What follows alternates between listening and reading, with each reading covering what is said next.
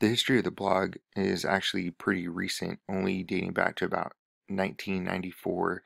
Started with a guy, Justin Hall, and when he was using it, it was called a personal homepage, really just a personal diary kind of entry that you'd enter in day to day. And only about 5 years later, 1999, did it become more of a platform where it was called a live journal, and your journal entry was kind of becoming a little bit more popular.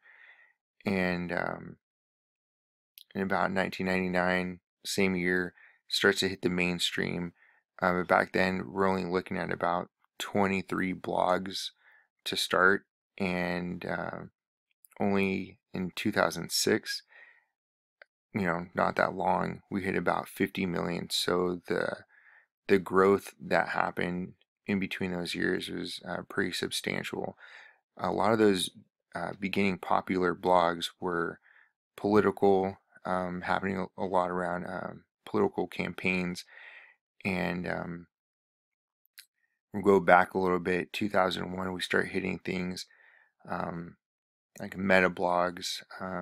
You're actually learning about blogging through blogs.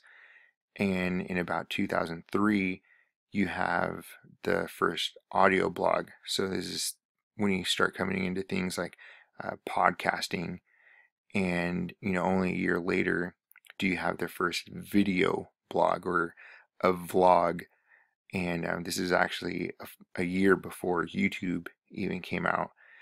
And um, 6 years after that, 2010, we're already at 150 million blogs. As you can see on the left-hand side over here, it just has a little infograph of the history of a blog, and just kind of the conversation stuff that would happen. So, I mean, at the top you have where it's just kind of, like I said, your journal entry. We get into things like Flickr, where it becomes more um, subject interest based. Flickr, just being more picture, as it says. Then you go down into YouTube, where you're actually able to see video, and the most recent we have Twitter, or it's actually identified as a micro blogging, where the information's instantaneous. And mm, where it's kind of heading is this new blogging format called Quora. And what Quora does is it allows users to log on.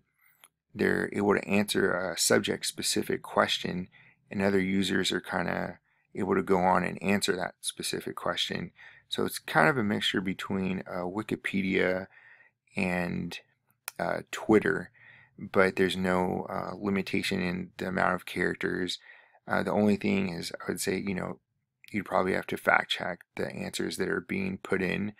But this could be a really cool tool to use as a teacher, if you wanted to take questions that students had in class and and input them into the Quora and see, what responses you get back, or vice versa. If you um, see questions that are interesting, that are history based, um, you can bring those questions to your history class and kind of use them as your uh, bell start questions, or end of the day questions.